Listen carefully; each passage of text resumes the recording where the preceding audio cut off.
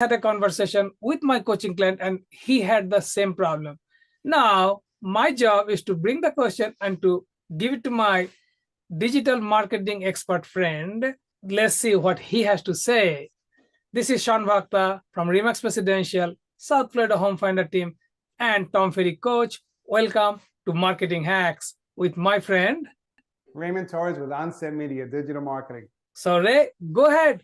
Why my Google business account will get suspended? I can tell you that this is a hot topic and continues to be hot. It started in 2020, and again, and as we're going into the as we're in 2023, many reasons. Okay, now understand there was a big focus or update with Google Business Platform from Google My Business, and within that brought also more guidelines to make sure. Realize, I know how annoying it is. I know how people get upset about it. Okay, I'm going to tell you a couple of examples that I have seen with some of my clients. Duplicate listings. If you have duplicate listings, Google's saying, wait a second. If you're this business as well? Again, this is what they don't want. This is why they specifically try to tell you, go to the guidelines. Read the guidelines. Follow the guidelines. That's number one. Number two, understand this part of something that we kind of do all the time, which is like Google posting, or we're kind of putting information, addresses that are not real addresses. You have to be a brick and mortar. If you're not a brick and mortar, you have the option that says, hey, I service this area, but I'm not a brick and mortar. Be truthful. They don't want a PO box, even though they'll accept it at times, right? But they don't want that information. They want to give the person that's doing the search for the service that you're providing, they want that person to be legitimate, not to be fake. So as much as we hate it, I hate it. When I had to deal with this with some of my clients. But again, at the end of the day, we just have to literally accept it and try to go through the guidelines and move on. And let me tell you on how you can maybe try to get unsuspended, right? One, reach out to them. That you open up a ticket. After you open up a ticket for Google Business Platform, and you let them know what's going on, let them know that you are a viable business, let them reach back out to you. And again, I know we've all done it. I get it. Don't be rude. Don't be mad. Again, they're just doing their job, and someone behind that platform that's so important to us is just trying to follow the guidelines. Again, ask them, hey, have you heard anything about my case? Hey, what's going on? And again, I at one point, I saw myself becoming a harasser for them because I had clients that had the same problem. Guess what? Nicely, slowly, ask the question, let them reply. And again, 9 out of 10 times, they will give you the information. They will help you to try to get you republished, providing that your information is accurate. Let me say that one more time.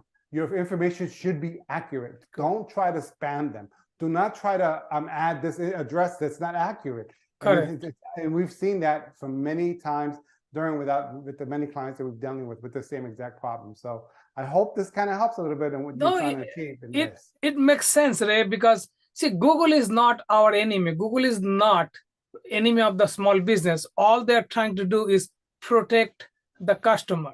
Now, to protect the customer, sometimes, with the wrong information on the, Google business page can create a problem. So like, is this the right person? Is the wrong person, So all we have to do, if it gets suspended, reach out to them, be nice to them, because that's a free platform. Hey, it is a free platform. So be nice to them and prove that you are the right, authentic person or business person, okay? At the end of the day, that's why there's guidelines in place. I know to me, I feel that sometimes those guidelines are very vague. Again, just follow that to the T as you kind of trying to figure out what vague is before you reach out to them, because they're going to tell you the same thing. Hey, follow the guidelines, follow the guidelines. If you look at your profile, see if you seem to be okay for someone that doesn't know who your business is. And maybe you may already have the answer, but you have to accept what you have to do. Hope that helps. Yeah, definitely. So, hey, my friend, stay out of the trouble, prevent it before you get suspended, because sometimes it could be a big headache to reach out to them, leaving your regular work and, be on the phone for a long time. So make sure your all information on your Google profile is right, correct, the address and what Ray say. Do not post duplicate information or duplicate account, another account on your name or so. So yeah, and any question you have, who to reach out to. Bingo. Ray Torres, his phone number is right there. Okay, you can call me also. I'll forward the call to him anyway. So Well, let me just say, one of the things that I'm seeing, I mean, I get this call literally, I mean, very often.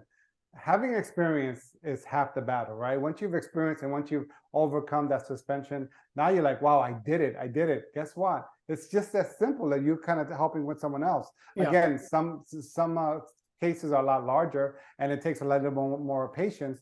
But Correct. overall, again, I tell you, give that a try. And again, if you see some reason where you can't do it, feel free to reach out. Again, we're always willing to help. And this is why we do what we do every week. Perfect. Thank you, Ray. Thanks, my friend. Thanks for watching Marketing Hacks, today's episode. See you guys next week, same time, 11 o'clock on Thursday.